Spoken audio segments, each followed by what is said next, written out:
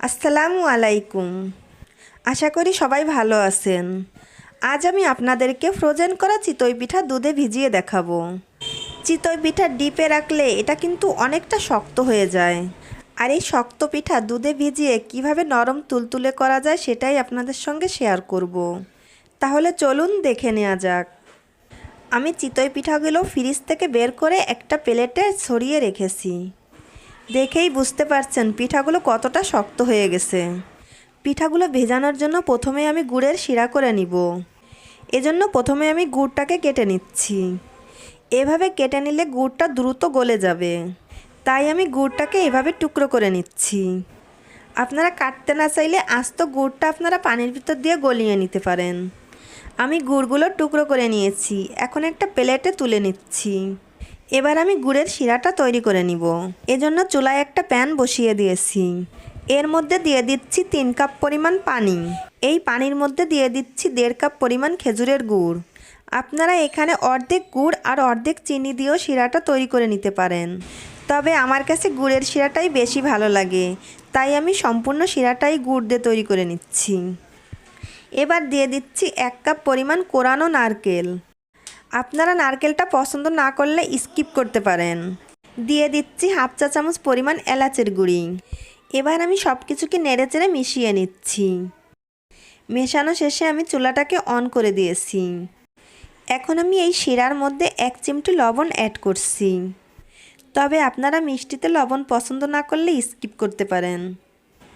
আমি এই গুড়ের শিরাটাকে বেশি ঘন করব না, জাস্ট বলক এলে চুলা থেকে নামিয়ে নিব। শিরা বেশি ঘন হলে পিঠা ভালো করে ভিজবে না। এরই মাঝে শিরায় বলক চলে এসেছে, এখন আমি চুলাটা অফ করে দিচ্ছি। শিরাটাকে এবার ঢাকনা দিয়ে ঢেকে রাখছি যাতে গরম ভাপটা বের হয়ে না যায়। এখন আমি এই শক্ত পিঠাগুলো ভাপে দিয়ে নরম করে নিব। এজন্য একটা হাঁড়িতে পানি গরম করতে দিয়েছি এবং পিঠাগুলো সিদ্ধ করার জন্য হাঁড়ির উপর একটা স্ট্রেইনার দিয়ে দিচ্ছি। এখন অপেক্ষা করব গরম ভাপ আসা পর্যন্ত। দেখতেই পাচ্ছেন স্ট্রেইনারের ছিদ্র দিয়ে গরম ভাপটা বের হচ্ছে। এখন আমি পিঠাগুলো এর মধ্যে দিয়ে দিচ্ছি। সবগুলো পিঠা আমি দিয়ে দিয়েছি। এখন আমি ঢাকনা দিয়ে অপেক্ষা করব এটা নরম হওয়া পর্যন্ত। পিঠাগুলো নরম হলে আমি চুলা থেকে নামিয়ে নিব। এই পিঠাগুলো ভাপে নরম করতে আমার 2 মিনিটের মতো সময় লেগেছে। দেখতেই পাচ্ছেন পিঠাগুলো কতটা সফট হয়েছে। এখন আমি গরম গরম এই পিঠাগুলো সেই আগে তৈরি করা শিরার ভিতর দিয়ে দিব। আমি শিরার ঢাকনাটা তুলে একে একে সবগুলো পিঠা দিয়ে দিচ্ছি।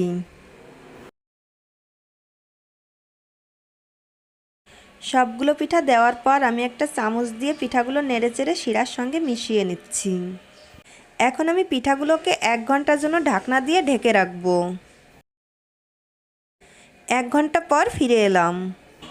দেখতেই পাচ্ছেন পিঠা অনেকটা রস টেনে নিয়েছে। এই পিঠায় আমি কিন্তু এখনও দুধ অ্যাড করিনি। এই পর্যায়ে আমি এই পিঠার সঙ্গে দুধ অ্যাড করব। আমি আগে থেকে 1 লিটার দুধকে জাল দিয়ে ঘন করে 1/2 লিটার করে রেখেছিলাম। এখন এই দুধের মধ্যে দিয়ে দিচ্ছি 1/2 কাপ পরিমাণ গুঁড়ো দুধ। এই গুঁড়ো দুধটা অ্যাড করলে পিঠাটা বেশি টেস্টি হবে। দুধ চিতই পিঠাতে যত বেশি ঘন দুধ ব্যবহার করবেন ততই মজাদার হবে। আমি দুধটাকে ভালো করে গুলিয়ে নিয়েছি। এখন আমি পিঠার ভিতর দিয়ে দিব। আমি দুধটা দেওয়ার পর একটা চামচ দিয়ে হালকা হাতে একটু নেড়ে নিচ্ছি যাতে পিঠাটা ভেঙে না যায়। আমি এই পিঠার মধ্যে কুসুম গরম দুধ দিয়েছি। আবারও আমি 1 ঘন্টার জন্য ঢাকনা দিয়ে ঢেকে দিব। এরই মাঝে পিঠাগুলো ভেজে নরম তুলতুলে হয়ে যাবে। সারা রাত ভিজিয়ে রাখার প্রয়োজন নেই, 2 ঘন্টা ভিজিয়ে রাখলেই যথেষ্ট। তৈরি হয়ে গেল ফ্রিজে রাখা শক্ত পিঠা দিয়ে নরম তুলতুলে দুধ চিতই পিঠা। দেখে নিশ্চয়ই বুঝতে পারছেন এটা ভিজে কতটা সফট হয়েছে। আর এই পিঠা খেতেও কিন্তু ভীষণ মজাদার হয়েছে। আমি আপনাদেরকে একটি পিঠা কেটে দেখাচ্ছি। আশা করি আমার রেসিপিটি আপনাদের ভালো লেগেছে। ভালো লাগলে অবশ্যই আমার চ্যানেলটিকে সাবস্ক্রাইব করে আমার পাশে থাকবেন। আর আমার রেসিপি সম্পর্কে কোনো মতামত থাকলে কমেন্ট করে জানাবেন। আজ বিদায় নিচ্ছি। সবাই খুব ভালো থাকবেন।